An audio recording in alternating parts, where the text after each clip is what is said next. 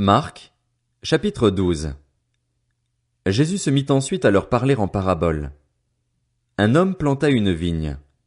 Il l'entoura d'une haie, creusa un pressoir et construisit une tour. Puis il la loua à des vignerons et quitta le pays. Le moment venu, il envoya un serviteur vers les vignerons pour recevoir d'eux une part de récolte de la vigne. Ils s'emparèrent de lui, le battirent et le renvoyèrent les mains vides. Il envoya de nouveau vers eux un autre serviteur. Ils lui jetèrent des pierres, le frappèrent à la tête et l'insultèrent. Il en envoya un troisième, mais ils le tuèrent, puis beaucoup d'autres qu'ils battirent ou tuèrent. Il avait encore un fils bien-aimé. Il l'envoya vers eux en dernier, disant, « Ils auront du respect pour mon fils. » Mais ces vignerons dirent entre eux, « Voilà l'héritier. Venez, tuons-le et l'héritage sera à nous. » Et ils s'emparèrent de lui, le tuèrent et le jetèrent hors de la vigne. Que fera donc le maître de la vigne? Il viendra, fera mourir les vignerons et donnera la vigne à d'autres. N'avez-vous pas lu cette parole de l'Écriture? La pierre qu'ont rejetée ceux qui construisaient est devenue la pierre angulaire. C'est l'œuvre du Seigneur, et c'est un prodige à nos yeux. Ils cherchaient à l'arrêter, mais ils redoutaient les réactions de la foule. Ils avaient compris que c'était pour eux que Jésus avait dit cette parabole. Ils le laissèrent alors et s'en allèrent. Ils envoyèrent auprès de Jésus quelques pharisiens et des hérodiens, afin de le prendre au piège de ses propres paroles. Ils vinrent lui dire, « Maître, nous savons que tes paroles sont vraies et que tu ne te laisses influencer par personne, car tu ne regardes pas à l'apparence des gens et tu enseignes le chemin de Dieu en toute vérité. Est-il permis, ou non, de payer l'impôt à l'empereur? Devons-nous payer ou ne pas payer? » Mais Jésus, connaissant leur hypocrisie, leur répondit, « Pourquoi me tendez-vous un piège? Apportez-moi une pièce de monnaie afin que je la voie. » Ils en apportèrent une. Jésus leur demanda, « De qui porte-t-elle l'effigie et l'inscription? » De l'empereur, lui répondirent-ils. Alors il leur dit, Rendez à l'empereur ce qui est à l'empereur et à Dieu ce qui est à Dieu. Et ils furent dans l'étonnement à son sujet. Les Sadducéens, qui disent qu'il n'y a pas de résurrection, vinrent auprès de Jésus et lui posèrent cette question. Maître, voici ce que Moïse nous a prescrit. Si un homme meurt et laisse une femme sans avoir d'enfant, son frère épousera la veuve et donnera une descendance à son frère. Or, il y avait 7 frères. Le premier s'est marié et est mort sans laisser de descendance. Le deuxième a pris la veuve pour femme et est mort sans laisser de descendance. Il en est allé de même pour le troisième, et aucun des 7 n'a laissé de descendance. Après eux tous, la femme est morte aussi. À la résurrection, duquel d'entre eux sera-t-elle la femme? En effet, les 7 l'ont eue pour épouse. Et Jésus leur répondit, N'êtes-vous pas dans l'erreur parce que vous ne connaissez ni les Écritures ni la puissance de Dieu? En effet, à la résurrection, les hommes et les femmes ne se marieront pas, mais ils seront comme les anges dans le ciel. En ce qui concerne la résurrection des morts, n'avez-vous pas lu dans le livre de Moïse ce que Dieu lui a dit, dans l'épisode du buisson? Je suis le Dieu d'Abraham, le Dieu d'Isaac et le Dieu de Jacob. Dieu n'est pas le Dieu des morts, mais des vivants. Vous êtes complètement dans l'erreur. Un des spécialistes de la loi, qui les avait entendus discuter, vit que Jésus avait bien répondu aux Sadducéens. Il s'approcha et lui demanda, « Quel est le premier de tous les commandements? » Jésus répondit, « Voici le premier. Écoute, Israël, le Seigneur, notre Dieu, est l'unique Seigneur, et tu aimeras le Seigneur, ton Dieu, de tout ton cœur, de toute ton âme, de toute ta pensée et de toute ta force. Voici le deuxième. Tu aimeras ton prochain comme toi-même. Il n'y a pas d'autre commandement plus grand que cela. » Le spécialiste de la loi lui dit, « Bien, maître.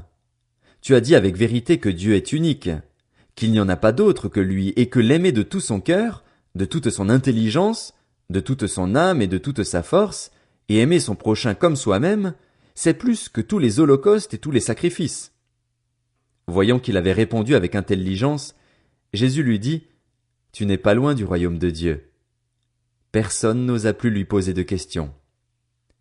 Jésus continuait à enseigner dans le temple. Il dit, Comment les spécialistes de la loi peuvent-ils dire que le Messie est le fils de David?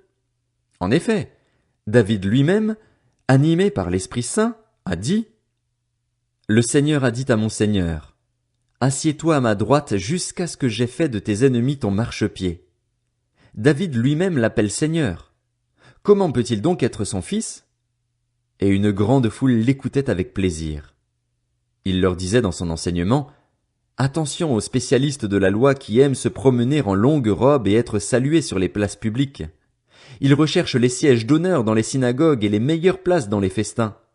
Ils dépouillent les veuves de leurs biens tout en faisant pour l'apparence de longues prières. Ils seront jugés plus sévèrement. Jésus était assis vis-à-vis du tronc et regardait comment la foule y mettait de l'argent. De nombreux riches mettaient beaucoup. Une pauvre veuve vint aussi. Elle y mit 2 petites pièces, une toute petite somme.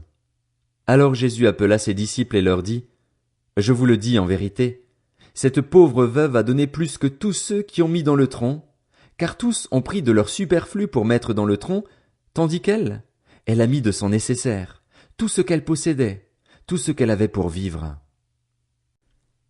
Marc, chapitre 13.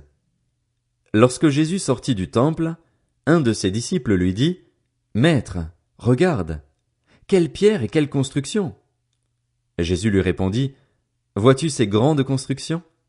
Il ne restera pas pierre sur pierre, tout sera détruit. Puis il s'assit sur le mont des Oliviers, en face du temple. Pierre, Jacques, Jean et André lui posèrent en privé cette question. Dis-nous, quand cela arrivera-t-il et à quel signe reconnaîtra-t-on que tous ces événements vont s'accomplir? Jésus se mit alors à leur dire: Faites bien attention que personne ne vous égare. En effet, beaucoup viendront sous mon nom et diront: C'est moi, et ils tromperont beaucoup de gens. Quand vous entendrez parler de guerre et de menaces de guerre, ne vous laissez pas effrayer, car il faut que ces choses arrivent. Cependant, ce ne sera pas encore la fin. Une nation se dressera contre une nation et un royaume contre un royaume. En divers endroits il y aura des tremblements de terre, il y aura des famines et des troubles. Ce sera le commencement des douleurs. Faites attention à vous-même. On vous livrera aux tribunaux et vous serez battus dans les synagogues.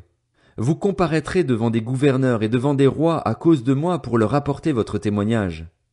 Il faut d'abord que la bonne nouvelle soit proclamée à toutes les nations. Quand on vous emmènera pour vous faire arrêter, ne vous inquiétez pas d'avance de ce que vous direz, mais dites ce qui vous sera donné au moment même. En effet, ce n'est pas vous qui parlerez, mais l'Esprit Saint. Le frère livrera son frère à la mort, et le père son enfant. Les enfants se soulèveront contre leurs parents et les feront mourir. Vous serez détestés de tous à cause de mon nom, mais celui qui persévérera jusqu'à la fin sera sauvé. Lorsque vous verrez l'abominable dévastation dont a parlé le prophète Daniel, établie là où elle ne doit pas être, que celui qui lit fasse attention.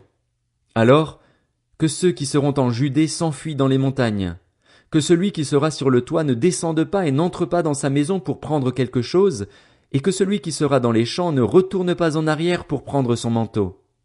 Malheur aux femmes qui seront enceintes et à celles qui allaiteront durant ces jours-là. Priez pour que cela n'arrive pas en hiver, car ces jours-là, la détresse sera telle qu'il n'y en a pas eu de pareille depuis le commencement du monde que Dieu a créé jusqu'à présent et qu'il n'y en aura jamais plus. Et si le Seigneur n'avait pas abrégé ces jours, personne ne serait sauvé.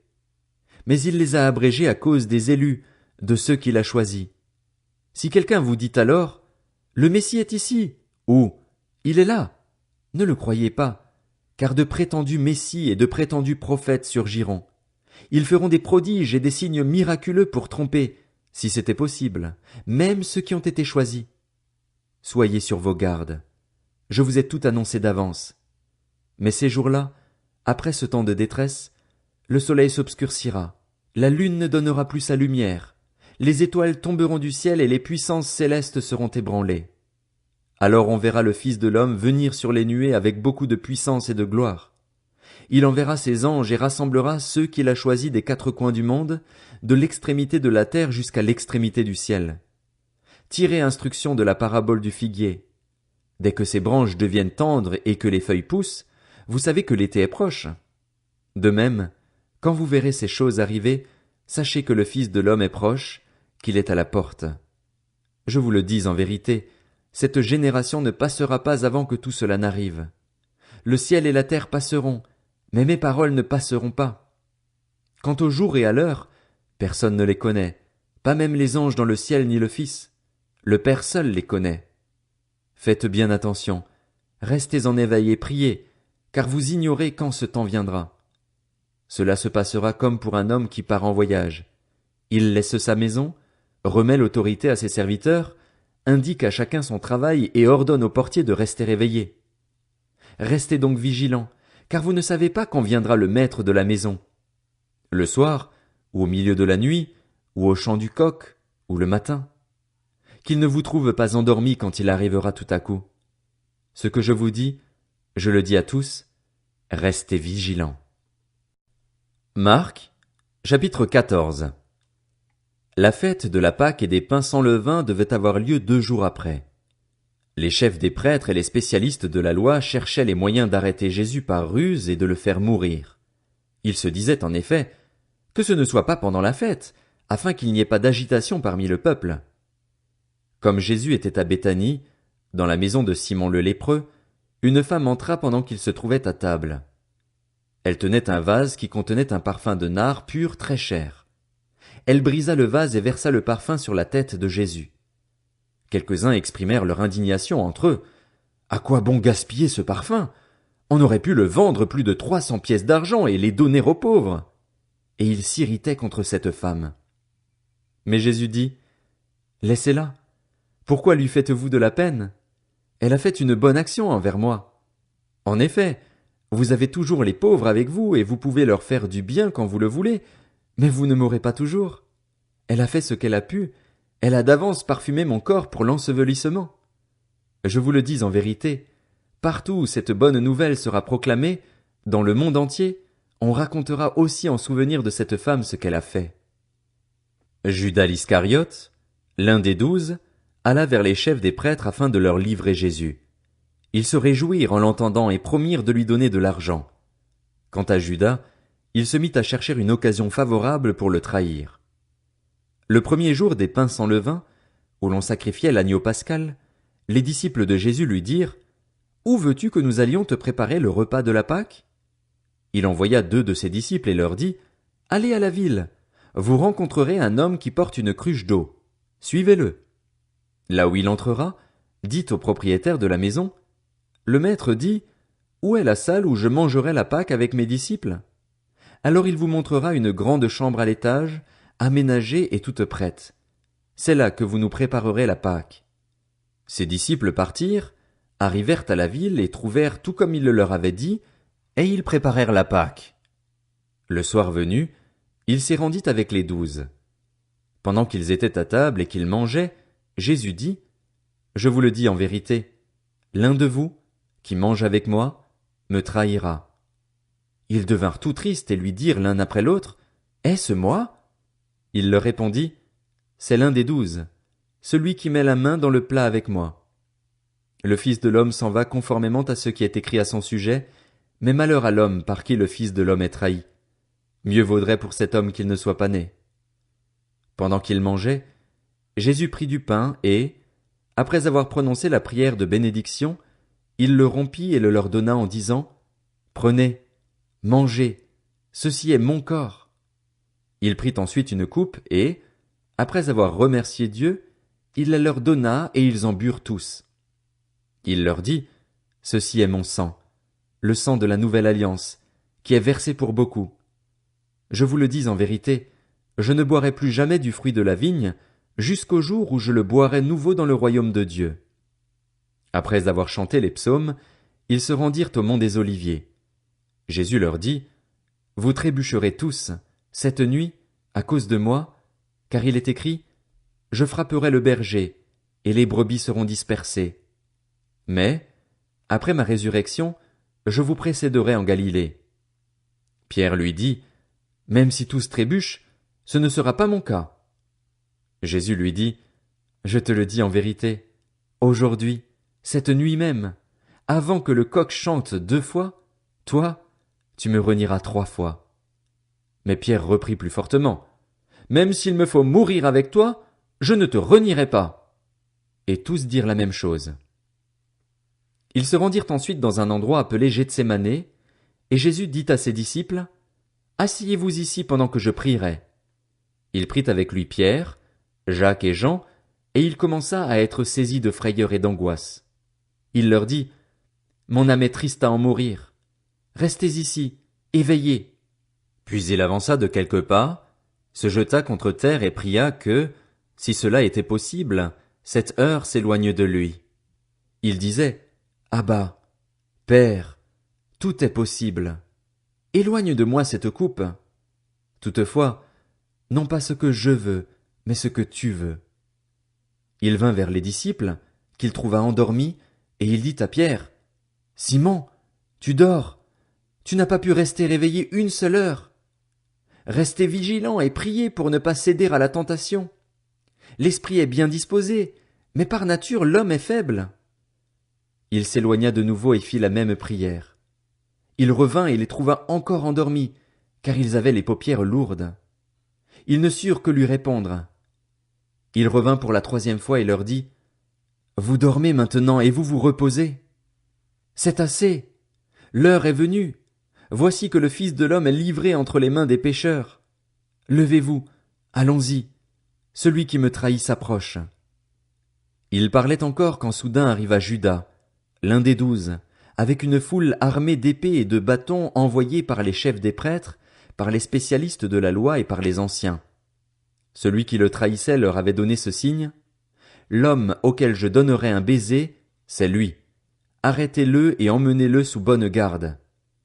Dès qu'il fut arrivé, il s'approcha de Jésus en disant, Maître, et il l'embrassa. Alors ces gens mirent la main sur Jésus et l'arrêtèrent. Un de ceux qui étaient là tira l'épée, frappa le serviteur du grand prêtre et lui emporta l'oreille. Jésus prit la parole et leur dit, Vous êtes venus vous emparer de moi avec des épées et des bâtons, comme pour un brigand. J'étais tous les jours parmi vous, enseignant dans le temple, et vous ne m'avez pas arrêté. Mais c'est afin que les Écritures soient accomplies.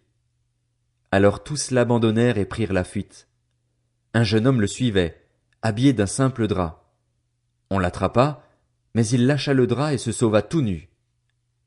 Ils emmenèrent Jésus chez le grand prêtre, où se rassemblèrent tous les chefs des prêtres, les anciens et les spécialistes de la loi. Pierre le suivit de loin jusqu'à l'intérieur de la cour du grand prêtre. Il s'assit avec les serviteurs et il se chauffait près du feu. Les chefs des prêtres et tout le Sanhédrin cherchaient un témoignage contre Jésus pour le faire mourir, et ils n'en trouvaient pas. Beaucoup rendaient en effet de faux témoignages contre lui, mais les témoignages n'étaient pas concordants. Quelques-uns se levèrent et portèrent un faux témoignage contre lui en disant « Nous l'avons entendu dire, je détruirai ce temple fait par la main de l'homme, et en 3 jours j'en construirai un autre qui ne sera pas fait de main d'homme. » Même sur ce point-là, leurs témoignages ne concordaient pas. Alors le grand prêtre se leva au milieu de l'assemblée et interrogea Jésus en disant « Ne réponds-tu rien? Pourquoi ces gens témoignent-ils contre toi ?» Mais Jésus gardait le silence et ne répondit rien. Le grand prêtre l'interrogea de nouveau et lui dit « Es-tu le Messie, le Fils du Dieu béni ?» Jésus répondit « Je le suis, et vous verrez le Fils de l'homme assis à la droite du Tout-Puissant et venant sur les nuées du ciel. » Alors le grand prêtre déchira ses vêtements et dit « Qu'avons-nous encore besoin de témoins? Vous avez entendu le blasphème. Qu'en pensez-vous » Tous le condamnèrent, déclarant qu'il méritait la mort. Quelques-uns se mirent à cracher sur lui, à lui mettre un voile sur le visage et à le frapper à coups de poing en lui disant « Devine !» Même les serviteurs le frappaient en lui donnant des gifles. Pendant que Pierre était en bas dans la cour, une des servantes du grand prêtre arriva.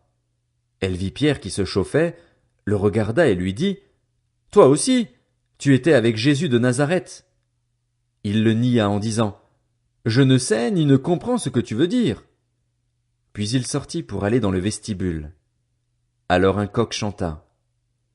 La servante le vit et se mit à dire de nouveau à ceux qui étaient présents « Il fait partie de ces gens-là. » Il le nia de nouveau. Peu après, ceux qui étaient présents dirent encore à Pierre « Certainement, tu fais partie de ces gens-là, car tu es galiléen, tu as le même langage. » Alors il se mit à jurer en lançant des malédictions. Je ne connais pas cet homme dont vous parlez. Aussitôt, pour la seconde fois, un coq chanta. Pierre se souvint alors de ce que Jésus lui avait dit. Avant que le coq chante 2 fois, tu me renieras 3 fois. Et en y réfléchissant, il pleurait.